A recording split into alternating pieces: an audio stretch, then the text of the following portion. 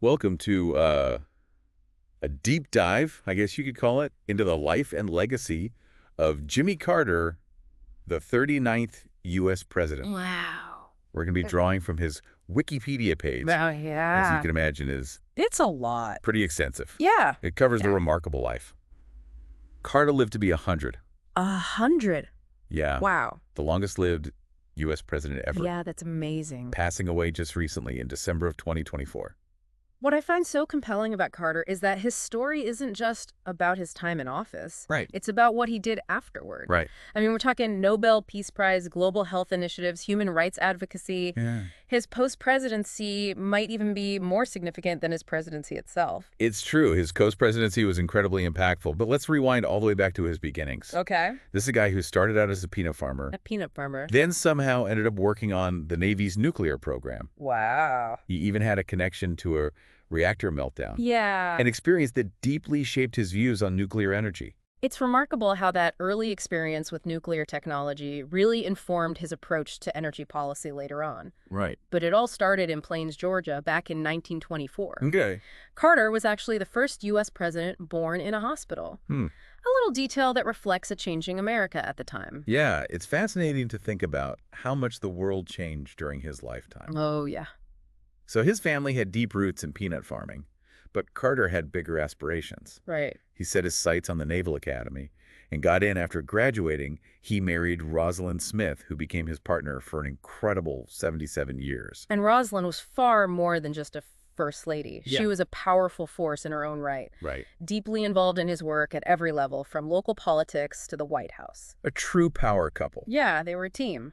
But after his naval service, Carter returned to Georgia and took up the family business. Okay. However, this was during the height of the civil rights movement, a period that profoundly affected him. He began advocating for racial equality, eventually entering local politics as a member of the Georgia State Senate. This was a pivotal period for him. Yeah. Imagine navigating the complexities of the civil rights era in the South during the 1960s. Oh, yeah. He challenged the status quo and advocated for integration, demonstrating the leadership qualities that would define his career. Yeah.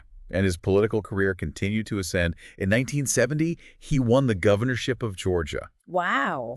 running as a populist outsider, a strategy that might seem surprising given his later reputation. Right. But just a few years later, in 1976, he launched an unexpected bid for the presidency. And this is where his story takes a really interesting turn. Yeah. He was relatively unknown on the national stage. Right. In fact, people were asking, Jimmy who? Jimmy who? Yet this peanut farmer from Georgia managed to secure the Democratic nomination. It's a classic underdog story. Totally. He tapped into the nation's desire for change after the Watergate scandal, presenting himself as an honest outsider candidate. Right. And it worked. It worked. He defeated the incumbent President Gerald Ford in a close election. Carter's victory reflects a significant shift in American politics. Yeah. People were disillusioned with the establishment and yearned for something different. For sure. Carter, with his down-to-earth demeanor and emphasis on morality, seemed to embody that change. And he certainly shook things up. Oh, yeah. On his second day in office, he pardoned all Vietnam War draft evaders. Wow. It was a bold move intended to heal the divisions of the past. It was a controversial decision, highlighting the complexities of the Vietnam War's legacy. Some viewed it as a betrayal of those who had served, while others saw it as a necessary step towards reconciliation. Right. This demonstrated Carter's willingness to tackle tough issues right from the start. He certainly didn't shy away from challenges. No, he didn't. The 1970s presented a difficult economic landscape marked by something called stagflation. Stagflation. Now imagine this: high prices combined with slow economic growth and high unemployment. Oh, yeah, that's a tough one. It was a tricky problem to solve. Right. Carter tried to address it by creating the Department of Energy and advocating for energy conservation. Okay. Remember his famous sweater speech? Sweater speech. He even went so far as to install solar panels on the White House roof. And then, of course, there was the 3 Mile Island nuclear accident in 1979. Oh, yeah. This event served as a stark reminder of the potential risks associated with nuclear energy. Right. Carter, with his firsthand experience working on nuclear reactors in the Navy, adopted a cautious approach to nuclear power going forward. That experience clearly had a lasting impact on him. Yeah, it really did. But his focus wasn't solely on domestic issues. Right. He was also heavily involved on the world stage. Oh, okay. He played a crucial role in brokering the Camp David Accords, which led to a historic peace treaty between Egypt and Israel. The Camp David Accords were a major breakthrough in Middle East peacemaking. Yeah. Carter skillfully navigated complex obstacles to bring these two nations together, and the treaty's impact continues to be felt today. He also signed the Panama Canal Treaties, which returned control of the canal to Panama, Right. a decision that was met with mixed reactions Yeah. but had significant geopolitical implications. He also worked with the Soviet Union on the SALT II treaty, aiming to limit nuclear arms during a period of heightened Cold War tensions. These foreign policy achievements highlight Carter's commitment to diplomacy and dialogue. Yeah. He genuinely believed in engaging with world leaders, even those considered adversaries, to find common ground and peaceful solutions. He certainly left his mark on foreign policy, but his presidency wasn't without its difficulties. Right. The Iran hostage crisis, where American diplomats were held captive for over a year, cast a shadow over his final year in office. This crisis unfolded against a backdrop of complex geopolitical dynamics, demonstrating the unpredictable nature of international relations. For sure. And the challenges inherent in leading on the world stage. It's a reminder that even the most well-intentioned efforts can encounter unforeseen obstacles. The Soviet invasion of Afghanistan further strained U.S.-Soviet relations, escalating Cold War tensions. These events, though challenging, reveal a great deal about the complex global landscape that Carter had to navigate. Yeah. They also underscore the fact that even meticulous planning can be disrupted by unforeseen events. It's a stark reminder that the world can be a messy and unpredictable place. That's for sure. But even though these events overshadowed the end of his presidency, Carter's story doesn't end there. No, it doesn't. In many ways, his most significant work was just beginning. And that's what makes Carter's journey so fascinating. He demonstrated that leadership doesn't stop when you leave office. Right. In fact, it can evolve and have an even greater impact in the long run. So are you ready to explore this surprising second act of Jimmy Carter, a life devoted to peace, human rights, and so much more? Absolutely. I'm ready to dive in. What's truly remarkable is that Carter didn't view leaving office as a time to relax. Yeah. He saw it as an opportunity Yeah. to pursue his passions on a global scale. Yeah. He founded the Carter Center, The Carter Center. an organization dedicated to advancing human rights and global health initiatives. And he wasn't just lending his name to the organization. No. He was actively involved Oh, yeah, he was hands-on. in the Carter Center's work. Yeah. He traveled all over the world, Right. mediating conflicts, monitoring elections, Yeah. Uh-huh. and working to eradicate diseases. Exactly. He was incredibly hands-on. A prime example is his commitment to eradicating guinea worm disease. Guinea worm disease. You might not have heard of it, I haven't.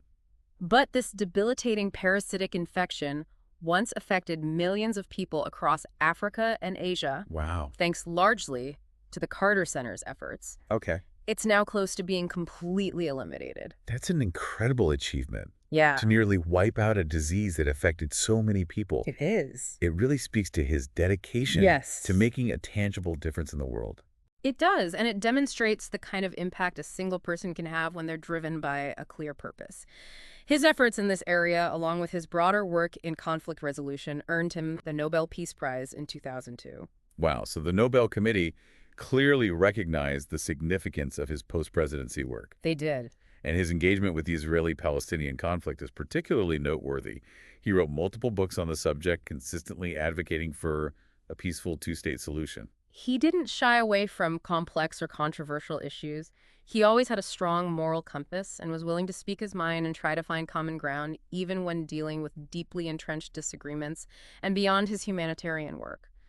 Carter was also a prolific author. He wrote over 30 books. Wow. 30 bucks. Memoirs, poetry, political analysis, you name it. So it shows his intellectual curiosity. Yeah. And his desire to share his experiences and insights with others. He never stopped learning and engaging with the world. So we've talked about his political career and his impressive post-presidency work.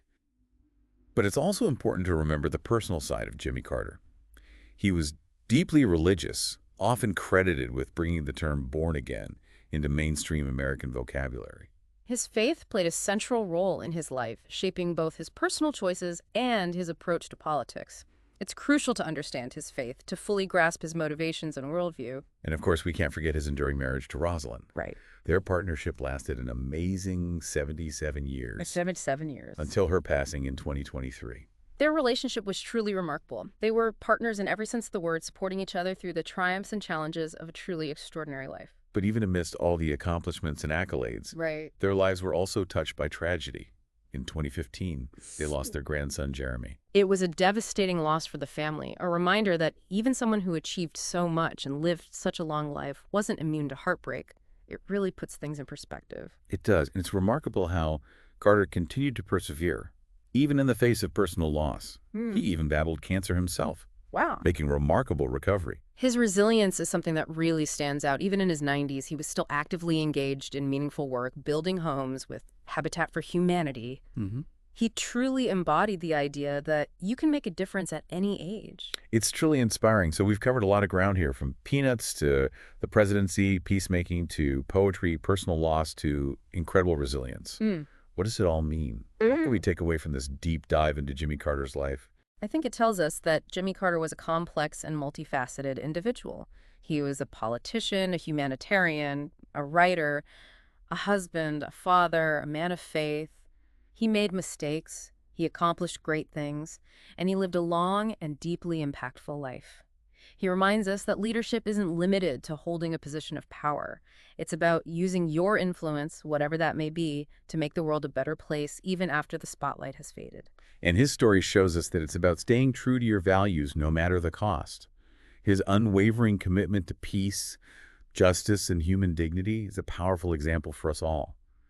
It challenges us to think about how we can make a positive impact in our own communities and in the world around us. Absolutely. So, what resonates most with you about Carter's legacy? What stands out as particularly meaningful or thought-provoking? For me, it's that idea of the long game that you mentioned earlier. Yeah. It's easy to get caught up in the immediate wins and losses. Right. But Carter's life shows us that real lasting change often takes time, persistence, and a willingness to keep working even when you're no longer in the spotlight.